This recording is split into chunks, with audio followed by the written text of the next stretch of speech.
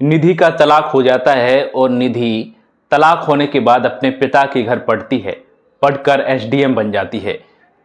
जिस तहसील में वो जाती है उसी तहसील के सामने एक छोले कुलचे वाला दुकान लगाए हुए है। जब भी निधि को भूख लगती है तो वहां से छोले कुलचे मंगाती है, वहीं खाती है। एक दिन निधि की नज़र ऐसे व्यक्ति पर पड़ती है जो छोले कुलचे की दुकान पर मजदूरी का काम करता है। वो कोई और नहीं, उसी का तलाकशुदा पति है। इस प्रकार से देखकर आखिर होता क्या है, पूरी कहानी क्या है दोस्तों, सच्ची कहानी है। एक कहानी की जो शुरुआत होती है निधि और अंकित नाम के दो व्यक्तियों से होती है। निधि 4 बहनें हैं और 3 बहनों की शादी हो चुकी है। निधि की छोटी बहन निधि है। पिता इसके बुजुर्ग हो चुके हैं, माँ एक्सपायर हो चुकी हैं। पिता को एक ही डर सताता है कि मैं कभी भी स्वर्ग सिधार सकता हूँ, कभी भी मैं जा सकता हूँ, मेरी बस बेटी की शादी हो जाए कैसे भी करके। लेकिन निधि आगे पढ़ना चाहती है। पिताजी मैं आगे पढ़ना चाहती हूँ, इस प्रकार से बोलती है, मेरी शादी अभी नहीं करिए। लेकिन पिता क्या करे, वो बुजुर्ग हो गया है। बेटी की शादी करना ही पिता की अंतिम इच्छा होती है, क्योंकि बेटी सम्मान होती है पिता के लिए। ऐसा ही होता है, पिता हर एक जगह जाता है, लड़का देखने लगता है कि अच्छे से कोई लड़का मिल जाए, पढ़ा लिखा मिल जाए। निधि जो पढ़ती है, बड़ी मुश्किल में एक लड़का मिलता है, अंकित। अंकित पढ़ने में सही है, ठीक ठाक है, ज़्यादा खास तो नहीं है, फिर भी कोई भी अम्ल नहीं करता है, यानी कोई भी नशा नहीं करता है। अंकित से शादी तय होने लगती है तो पिता क्या करता है, उसकी फ़ोटो ले आता है और निधि को बताता है। अब किसको बताए, निधि के कोई भाई भी नहीं है। निधि को बताता है तो निधि को पसंद आ जाता है। ठीक है, शादी हो गई। शादी हुई, अंकित के घर निधि आ गई। निधि खुशहाल रहने लगी। अंकित के घर पर इतना धन संपन्न था कि वो ठीक ठाक था, परिवार में अच्छे से खर्चा पानी चलता था। अंकित अकेला बेटा था। अंकित की माँ है, अंकित के पिता हैं और अंकित की पत्नी। अंकित अकेला है। लेकिन होता क्या है दोस्तों, कुछ समय बीतने के बाद अंकित जब शादी हुई तो शादी की उसके दोस्त बोलने लगते हैं कि शादी की पार्टी चाहिए, तो पार्टी देने लगता है। लेकिन उसी के दोस्त जब पार्टी होती है तो अंकित को बियर पिला देते हैं। कहते हैं कि दोस्त भी ऐसे होते हैं, जब तक आपका संपन्न परिवार है, संपन्न है, तब तक साथ देते हैं। ऐसा ही अंकित के साथ होता है। शराब पिलाते हैं, बियर पिलाते हैं, पार्टी होती है। पहली बार अंकित ने तब शराब पी है। पहले बियर पी उसने, फिर शराब पी, ऐसा करने लगा अंकित। लेकिन इस बात का अभी भी निधि को पता नहीं कि ये शराब पीने लगा है। धीरे धीरे करके अंकित जैसे ही शादी के समय बीतता गया, साल 2 साल हुआ और अंकित शराब इतनी पीने लगा, रातों रात घर ना आना और शराब पीना, पत्नी पर ध्यान नहीं देना, इस प्रकार से निधि को परेशान करने लगा। निधि ने बहुत समझाया लेकिन अंकित नहीं माना, क्योंकि अंकित के पास जो धन था, संपन्न था वो, तो उसके पैसे पर उसके दोस्तों की नज़र थी। कहते हैं कि बुरे वक्त में कोई साथ नहीं देता है, जब आपके पास माल होता है तो 1000 लोग आपके साथ लग जाते हैं। ऐसा ही अंकित के साथ था। खूब गुलछरे उड़ा रहा था अंकित। निधि पढ़ना चाहती थी तो निधि ने बोला मैं पढ़ना चाहती हूँ, तो उसको पढ़ाने के लिए भी मना करता था। बोलता था तुम्हें क्या पढ़ना है, घर का खाना पीना बनाओ, मेरे को बना कर दो, आराम से रहो, तुम्हें पैसे की कोई कमी है, मैं हूं ना करने के लिए। लेकिन निधि तो आगे पढ़ना चाहती थी। निधि ने इस बात को अपने पिता से बोला कि मैंने जब भी बोला है पढ़ने का अंकित से, तो वो यही बोलता है तुम्हें क्या पढ़ना है। पिता बोलता है ठीक है बेटा, जब मेरी जितनी क्षमता थी मैंने पढ़ाया, यहाँ पर तुम थी, ऐसा करो जो भी तुम्हारे पति बोलते हैं उसकी बात मानो। अब निधि तो परेशान हो गई। अंकित दिनों दिन बिगड़ता जा रहा है, शराब पीता जा रहा है, कुछ काम नहीं कर रहा है। जो भी था जमीन जायदाद घर सब धीरे धीरे करके अंकित गिरवी रखता जा रहा है, जमीन बेचता जा रहा है। इसी बीच उसके पिता की मौत हो जाती है हार्ट अटैक से, अंकित की। लेकिन अंकित को कोई ये डर ही नहीं कि पिताजी चल बसे हैं। उसकी एक भी जो आदत है उसमें बदलाव नहीं आया। अंकित लगातार ऐसा ही बिगड़ता गया। इसी बीच उसकी माँ को भी दुख होने लगा। माँ ने भी समझाया, बेटा बहू है, पढ़ी लिखी है, उसकी भी तो बात माना कर। लेकिन अंकित नहीं मान रहा है। अब क्या करे, माँ भी कुछ समय बाद माँ भी चल बसी। अब अंकित अकेला बचा। अंकित इतना ज़्यादा परेशान करने लगा कि निधि एक दिन अपने मायके चली गई। मायके जब चली गई तो अंकित उसको कोई भी ध्यान नहीं दे रहा, ना फ़ोन कर रहा, ना कुछ भी। अपनी शराब में और अपने दोस्तों के साथ इसी में भूला है। कई दिन हो गए, कई महीने हो गए, साल होने को आ गया, लेकिन अंकित ने बीबी की खबर नहीं ली।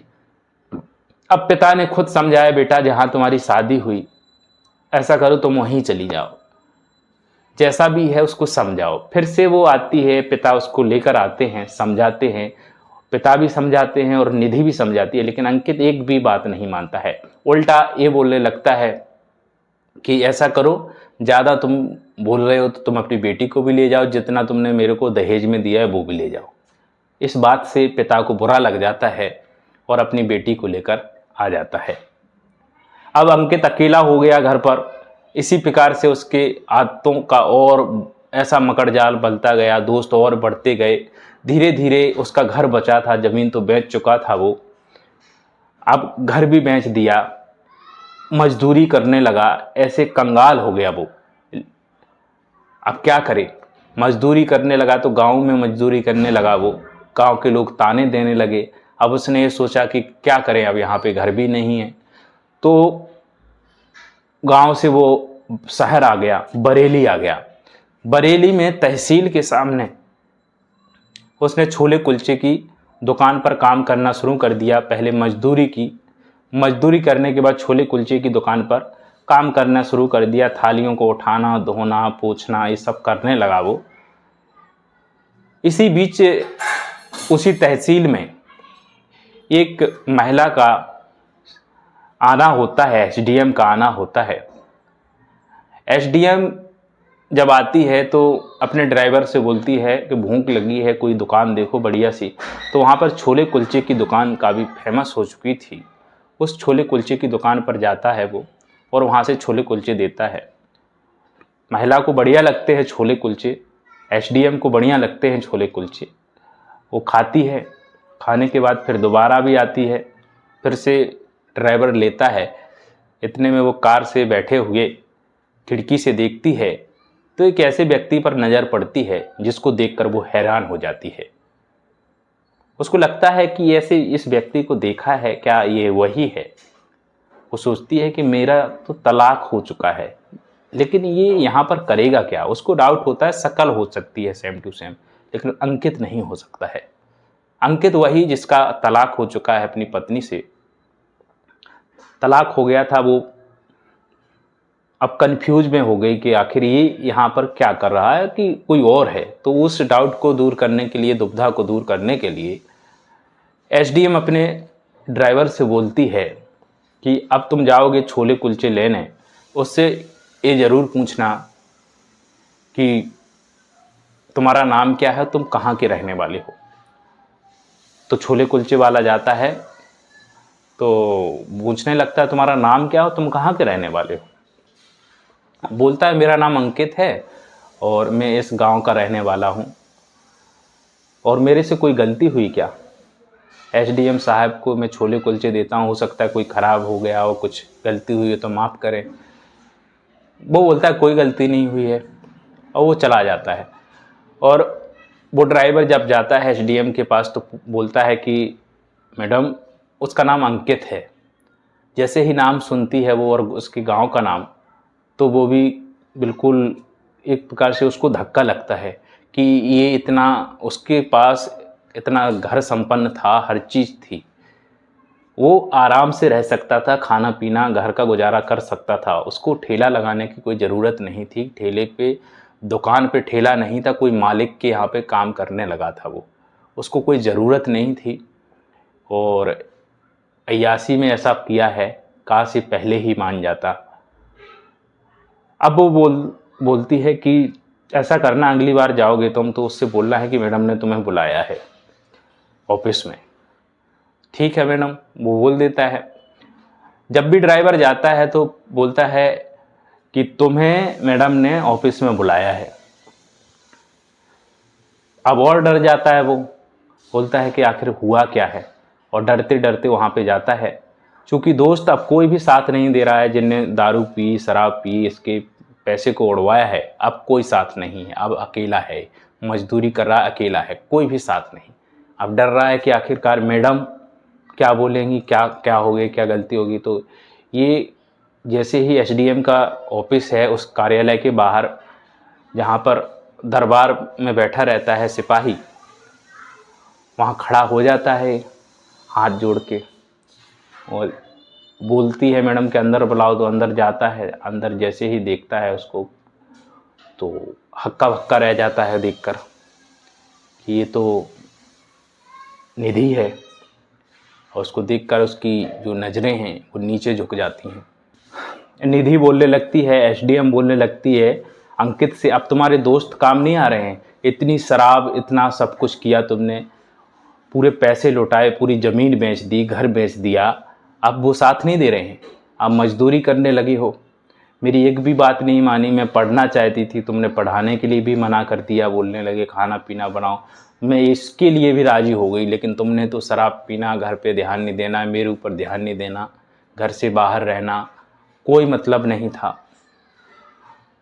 अब ऐसा करो, ये मेरा नंबर है, ये मेरा एड्रेस है, मेरे रूम पर आना जहाँ पर मेरा आवास है, वहाँ पर वो बुलाती है। अब वो डरा डरा सा, सहमा सहमा सा, पछतावे में है कि आखिर मैंने जो कुछ भी किया वो तो किया, गलती है मेरी।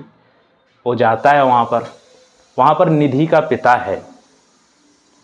तो निधि का जब पिता है वहाँ पर, इसको देखता है निधि का पिता, तो इसकी हालत भी बिल्कुल गड़बड़ा गई है, ये भी बिल्कुल ख़राब हो गई है आदत। इसकी हालत देखकर उसका पिता बोलने लगता है, बेटा कोई बात नहीं, यदि अभी भी सुधरने का चांस है तुम्हारे पास, अभी सुधर सकते हो तो सुधर जाओ। और निधि उसको अपना लेती है अंततः। तो दोस्तों, निधि एसडीएम होते हुए भी, और उसको तलाक दे दिया था इसने, पूरा बिगड़ गया था, ये पूरी गलती अपनी माफ़ी मांगने लगा कि मैं आज के बाद ऐसा कुछ नहीं करूँगा, ये सुधर गया। निधि और उसकी शादी हो गई, फिर से दोनों साथ में रहने लगे पति पत्नी के रूप में। निधि ने सबसे पहले काम इससे करवाया, जो भी ज़मीन अपने इसने ससुराल में बेच दी थी इसके पति ने, उस ज़मीन को बोला कि सबसे पहले बोलो, जितने भी पैसे लगें अपने जो पिता की बापौती है उसको खरीद कर आओ, घर तो नहीं, वो लेके आओ, और जो तुम्हारी दुकान है छोले कुलचे की जहाँ पर तुम काम करते हो, वहाँ पर रेस्टोरेंट बनवा दिया। आराम से दोनों अपनी नौकरी करने लगे, वो अपने रेस्टोरेंट पर मालिक की तरह रहने लगा, लोगों को लगा दिया काम पर। इस प्रकार से दोनों की ग्रोथ हुई, एसडीएम बन गई। पत्नी जो निकली वो एक प्रकार से देवी का रूप निकली, जो तलाक देने के बाद पति ने तलाक दे दिया था, जबकि उसने नहीं दिया था, तलाक होने के बावजूद भी अपना लिया उसको। कई ऐसी आजकल औरतें हैं, महिलाएं हैं जो सफल होने के बाद अपने पति को छोड़ देती हैं, लेकिन उस मजदूर करने वाले पति को ये अपना लेती है एसडीएम बनने के बाद। तो दोस्तों, ये थी जो कहानी, सच्ची बरेली की कहानी, सच्ची घटना है निधि और अंकित की। आपको कैसी लगी आप कमेंट करके बता सकते हैं। इसी प्रकार की और भी हम ऑफिसर्स से जुड़ी हुई कहानियाँ लाते रहेंगे। हमारी मुलाकात अगले वीडियो में, तब तक